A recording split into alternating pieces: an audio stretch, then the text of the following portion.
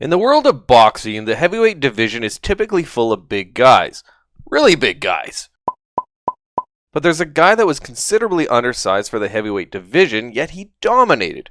Of course, we are talking about the one and only Iron Mike Tyson.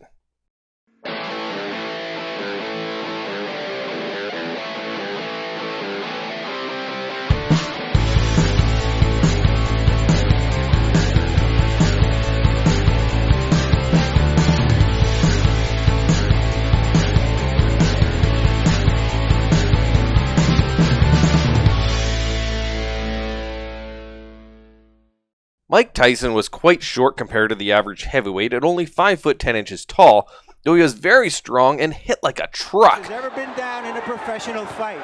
And he's down again. Even Mike Tyson himself thought he was too small to compete against the bigger men. So you know where you're going to be champ, you're too small.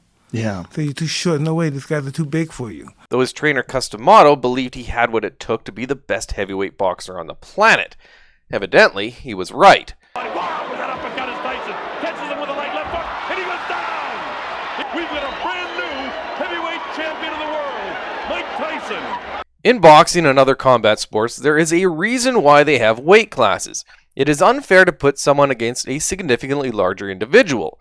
We are not just talking about weight, even though that obviously is how weight classes are determined, but height and reach do matter. A shorter fighter with a shorter reach has to get in closer to their opponent to land their own strikes, thus putting themselves into the other fighter's dangerous striking distance, risking getting knocked out. And being shorter, their punches have to take an upward trajectory, which affects reach and power. Not to mention, a larger fighter often has a power and strength advantage. So there can be a huge disadvantage when fighting bigger fighters. If we go back to 1986 when Tyson had his first title fight against Trevor Berbick, we can quickly see how much smaller Tyson was compared to his opponents. As mentioned, Tyson stood 5 foot 10 inches tall and had a 71-inch reach. Most of Tyson's opponents did not have a significant weight advantage, though they were typically quite a lot taller and some had a massive reach advantage.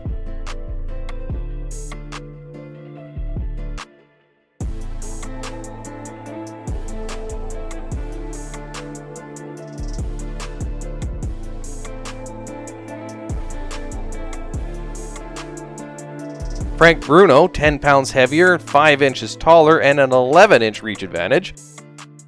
Carl Williams had a 14-inch reach advantage.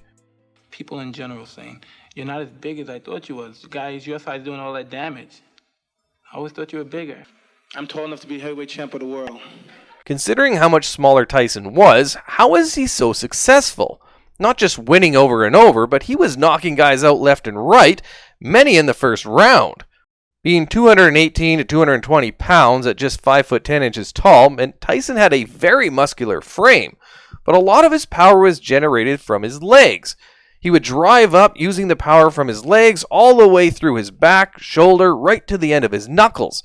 He was able to use his shorter height to his advantage, and with all that power and speed, it delivered Tyson 44 knockouts in his career. But a lot of these other bigger heavyweights had power of their own, so Tyson also had to rely on his defense. His head movement remains underrated to this day. While his ultra-aggressive style bullied his opponents, he often had to use his head movement and defense to avoid other fighters' power shots, and it even helped him set up his own knockout blows. Buster Douglas notoriously gave Tyson his first defeat in a stunning upset. Now, people typically don't consider that Douglas was a much bigger guy, 6 inches taller and a 12-inch reach advantage. Nobody ever thinks about it because Tyson was always the smaller guy, but he was also always the aggressor with a much harder punch.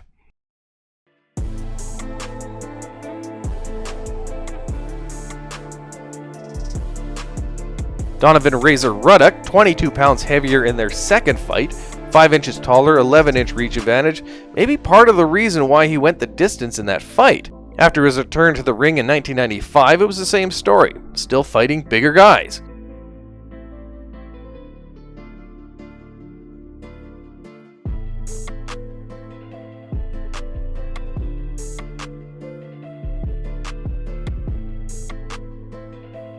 Evander Holyfield was a chiseled 215, 218 pounds, but still carried a significant height and reach advantage.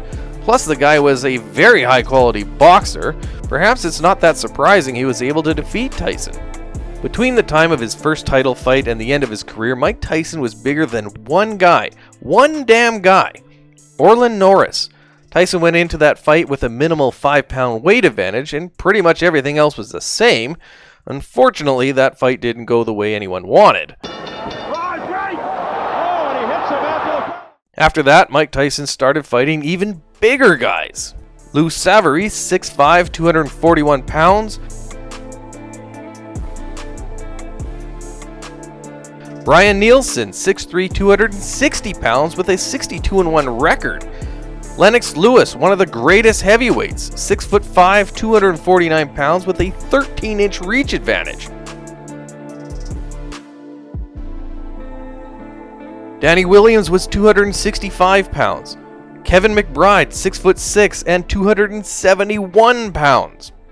While everyone can agree that Mike Tyson was a shell of his former self at the end of his career, he had deteriorated physically, his mental state highly questionable, he was surrounded by the wrong people, lack of training, no heart or fire for boxing left, and the list goes on. While this was a Tyson far from his prime, we have to acknowledge he was fighting much bigger guys. Mike Tyson's reign on boxing's heavyweight division could be considered even more impressive given he was always the smaller fighter. Though at the time Tyson's career was ending, we started seeing bigger and stronger heavyweights. Lennox Lewis, 6'5", 250 pounds. Vladimir Klitschko, 6'6", 242. Anthony Joshua, 6'6", 254. Vitaly Klitschko, 6'7", 252. Tyson Fury, 6'9", 273 pounds, and an 85-inch reach. And it begs the question, could prime Mike Tyson actually beat these giants? Let us know what you think in the comments. Like, share, and subscribe. Thanks for watching.